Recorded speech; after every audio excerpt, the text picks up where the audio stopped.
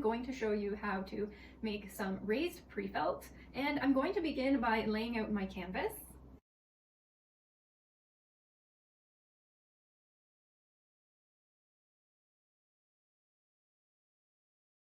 So now my canvas is ready, and I'm going to cut out the prefelt that I had made the previous day before, and I'm going to cut out my shape.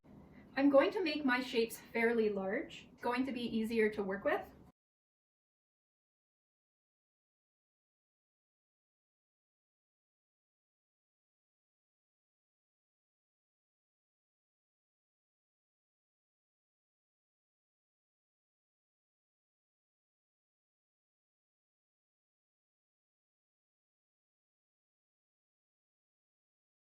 So you don't have to do this, but because I made them so thick, I am just opening up the inside so that I can place my pieces of prefelt flat like this, but you can just lay them on as well, and then we will place a resist underneath so that it doesn't felt to the canvas.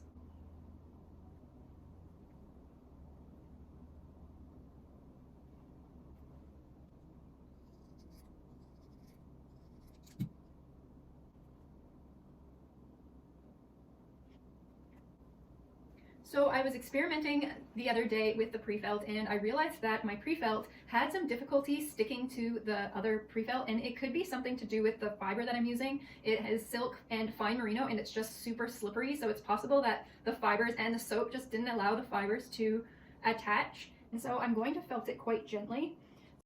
I have made another piece of thin prefelt just to add to my design. And because of my experience with the prefelt for some reason not wanting to stick to the prefelt, it could just be something to do with the silk. So I recommend using prefelt that is made with carded fiber, or using carded fiber to make your prefelt.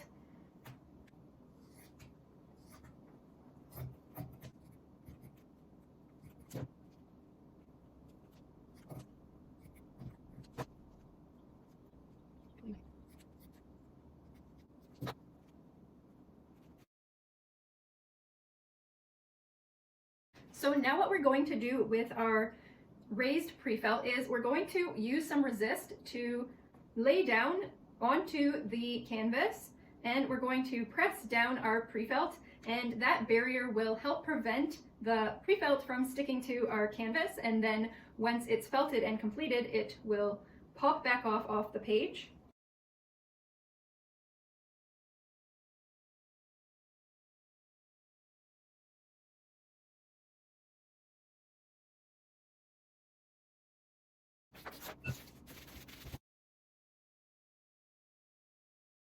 I'm going to add a little bit of soap, but not too much, otherwise the felt will just slide around, or the wool will slide around.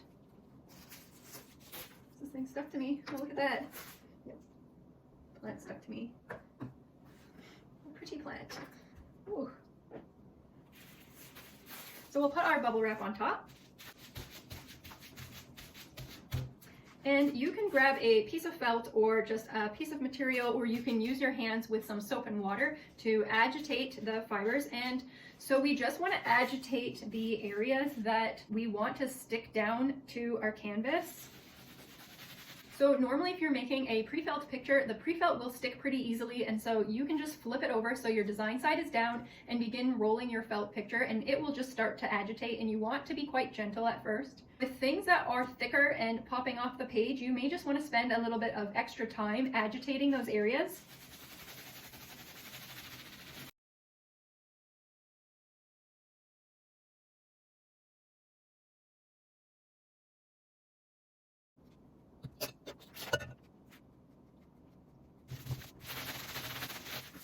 So once you have agitated the surface of your canvas, you can begin rolling your pre-felt. I'm going to use a pool noodle instead of the smaller dowel this time because I do not want any creases, and I want to make sure the fiber is going to migrate through to the other side a little bit more gently and without too many crinkles.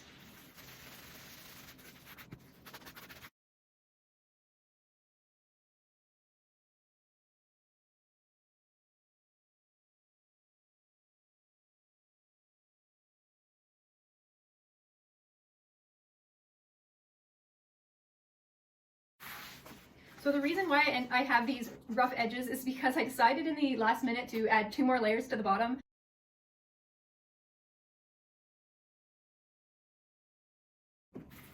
You want to be careful when you're opening up your project, and some things have moved, and so I'm just going to kind of fix them up a little bit.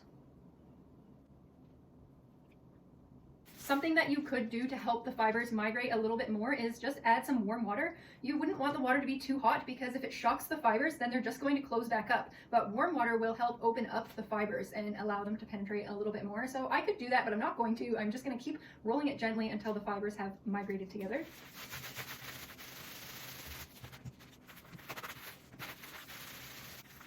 Now that I am more confident and comfortable that the fiber has stuck down, I'm going to use the smaller dowel to get it to start to felt. So once I'm confident that the pieces have stuck down, I can begin rolling the project in the bubble wrap without the dowel, or I can even roll it right on my towel. So I'll just do a few rolls in the bubble wrap and then I will put it on my towel, and that's when I know that the project's almost done. So you can make sure your project is almost stuck down just by giving it kind of a little pinch or a small pull, but not too much. You just want to check and make sure nothing's moving around. And now everything is very stuck down, and so I can take the little pieces of resist out. And the pre-felt is quite felted now, and it's not going to stick to the canvas anymore. And my canvas is super soapy, so I'm going to add some more water. I'm going to begin felting it on my towel. So I never apply a lot of pressure to my felt until the very end.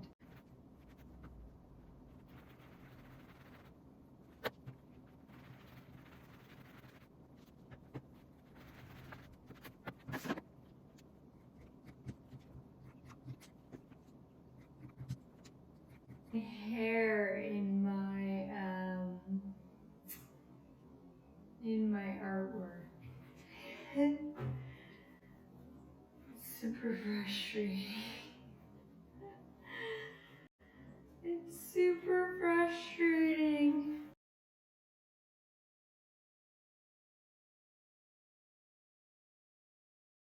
So felting kind of reminds me of that, if you've ever seen that Dr. Ho, where you put this vibrating thing on your stomach and it vibrates your whole body. Well, I have found that I can get the same effect by vigorously rolling. Get that digestion moving. All right, so now we can give it a little bit more of a vigorous roll and apply quite a bit of pressure, because it's definitely getting to the point where it's almost done, and I'm definitely ready for it to be done today. Not every day is a good day. Not every day is a perfect day. And it's not that I'm not enjoying this, but I did have a little bit of frustration as I made a sample before this video, and because the pre-felt wasn't sticking to the pre-felt, that was very upsetting.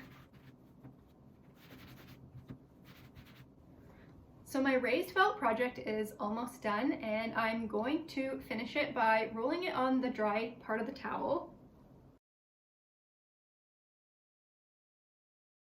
Next, I'm going to just give my separate raised felt pieces just a little bit more work, and I'm going to roll them onto themselves just to felt them down a little bit more. And this is not pretty. This is just grabbing it and trying to roll those edges a little bit.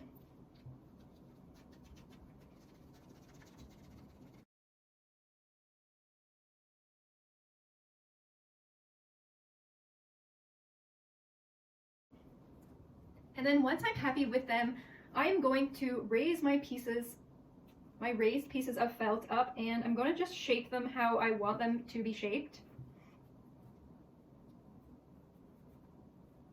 And then I'm going to dry my project in that shape to make sure they are nice and straight. So now we are done with our piece of felt, and I'm going to let it dry, and I do think it looks pretty cool. I really like the graphics actually on the felt, so I may explore that a little bit further. And I would say for me that raised pre-felt's not really my favorite technique, but I really love using pre-felt and making pre-felt pictures. So that completes the raised felt tutorial, and I hope you guys enjoy this video and you find it inspiring, and maybe you have come up with your own ideas and own design for what you can do with prefelt and raised prefelt, please like, comment, share, and subscribe if you're enjoying these videos and you want to see more.